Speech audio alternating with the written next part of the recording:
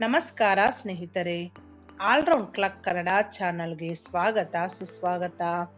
ಇವತ್ತಿನ ವಿಡಿಯೋದಲ್ಲಿ ಹಿಂದೂ ಧರ್ಮದ ಪ್ರಕಾರ ಮೂಗುತ್ತಿ ಧರಿಸುವ ಕಾರಣವೇನು, ಹಿಂದೂ ಸಂಪ್ರದಾಯದಲ್ಲಿ ಮೂಗುತ್ತಿ ಧರಿಸುವುದರ ಹಿಂದೆ ನಾನಾ ಕಾರಣಗಳಿವೆ.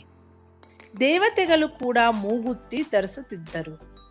ಇದಕ್ಕೆ ಸಂಬಂಧಿಸಿದಂತೆ ಪೌರಾಣಿಕ ಕಥೆಗಳು ಕೂಡ ಇದೆ. ಇತ್ತೀಚಿನ ದಿನಗಳಲ್ಲಿ ಯುವತಿಯರು ಮೂಗು ಚುಚ್ಚಿಸಿಕೊಳ್ಳಲು ಆಸಕ್ತಿ ತೋರಿಸಿದ್ದಾರೆ. ಓಲ್ಡ್ ಈಸ್ ಗೋಲ್ಡ್ ಎನ್ನುವಂತೆ ಮೂಗು ಚುಚ್ಚಿಸಿಕೊಳ್ಳುವುದು ಇಂದಿನ ಫ್ಯಾಷನ್ ಅಲ್ಲ, ಅದು ಬಹಳ ಹಿಂದಿನಿಂದಲೂ ಇದೆ. ಮನೆಯಲ್ಲಿ ಹಿರಿಯ ಮಹಿಳೆಯರು ಮೂಗಿನ ಎರಡೂ ಕಡೆಗಳಲ್ಲಿ ಮೂಗು ಚುಚ್ಚಿಸಿಕೊಂಡಿರುವುದನ್ನು ನಾವು ನೋಡಬಹುದು. ಮೂಗು ಚುಚ್ಚಿಸಿಕೊಳ್ಳದಿದ್ದರೂ ಕೆಲವು ಮಹಿಳೆಯರು ಮದುವೆ ಸಮಯದಲ್ಲಿ ಕೃತಕ ಮೂಗು ಬೊಟ್ಟು ಧರಿಸುತ್ತಾರೆ. ಇನ್ನು ಕೆಲವು ಮಹಿಳೆಯರಿಗೆ ಮದುವೆ ದಿನ ಮೂಗು ಚುಚ್ಚಿಸಲಾಗುತ್ತದೆ.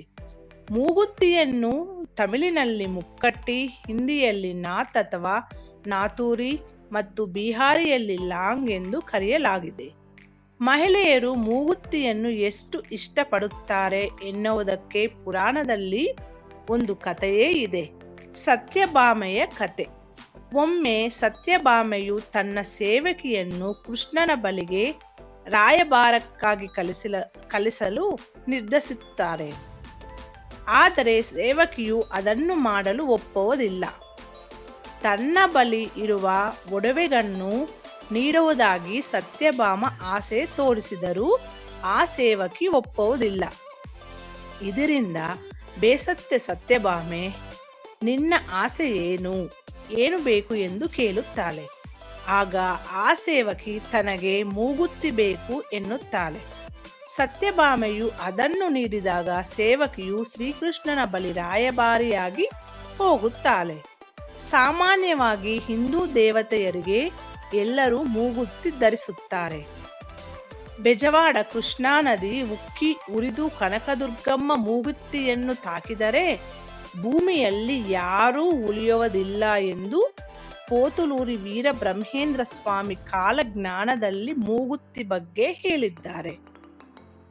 ಇನ್ನು ಸಂಪ್ರದಾಯದ ಪ್ರಕಾರ ಹುಡುಗಿಯ ಚಿಕ್ಕಪ್ಪ ಅಥವಾ ಭಾವಿ ಪತಿ ಮಾತ್ರ ಮೂಗು ಚುಚ್ಚಬೇಕು.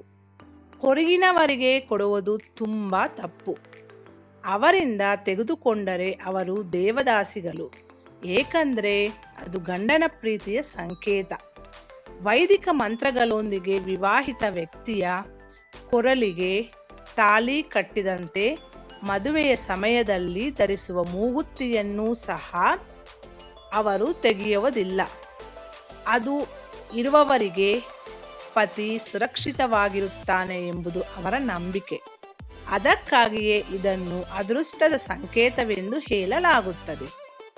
ಮದುವೆ ಸಮಯದಲ್ಲಿ ವೇದ ಮಂತ್ರ ಘೋಷಗಳೊಂದಿಗೆ ಕಟ್ಟಿದ ತಾಳಿಯನ್ನು ಕೊನೆಯವರೆಗೂ ಹೇಗೆ ತೆಗೆಯುವುದಿಲ್ಲವೂ ಮೂಗುತ್ತಿಯನ್ನು ಮಾತ್ರ ತೆಗೆಯುವುದಿಲ್ಲ. ಅದು ಇರುವವರೆಗೆ ಪತಿ ಸುರಕ್ಷವಾಗಿರುತ್ತಾನೆ ಎಂಬುದು ಎಲ್ಲರ ನಂಬಿಕೆ. ಆದ್ದರಿಂದ ಹಿಂದೂ ಸಂಪ್ರದಾಯದಲ್ಲಿ ಇದನ್ನು ಅದೃಷ್ಟದ ಸಂಕೇತ ಎಂದು ನಂಬಲಾಗಿದೆ. ಹೆಂಡತಿ ಧರಿಸುವ ಮೂಗಿನ ಉಂಗುರದ ತೂಕ, ಗಾತ್ರ ಮತ್ತು ವಿನ್ಯಾಸವು ಗಂಡನ ಆರ್ಥಿಕ ಸ್ಥಿತಿಯನ್ನು ಸೂಚಿಸುತ್ತದೆ.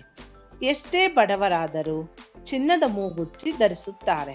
ಕೆಲವೆಡೆ ಇದನ್ನು ಎಡಭಾಗದಲ್ಲಿ, ಕೆಲವೆಡೆ ಬಲಭಾಗದಲ್ಲಿ ಹಾಗೂ ಇನ್ನು ಕೆಲವರು ಮೂಗಿನ ಎರಡೂ ಕಡೆ ಚುಚ್ಚಿಸಿಕೊಳ್ಳುತ್ತಾರೆ.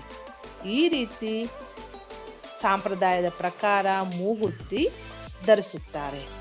ಈ ವಿಡಿಯೋ ನಿಮಗೆ ಇಷ್ಟ ಆದರೆ ಸಪೋರ್ಟ್ ಮಾಡಿ. ಮುಂದಿನ ವಿಡಿಯೋದಲ್ಲಿ ಸಿಗೋಣ. ಅಲ್ಲಿವರೆಗೂ ಧನ್ಯವಾದಗಳು.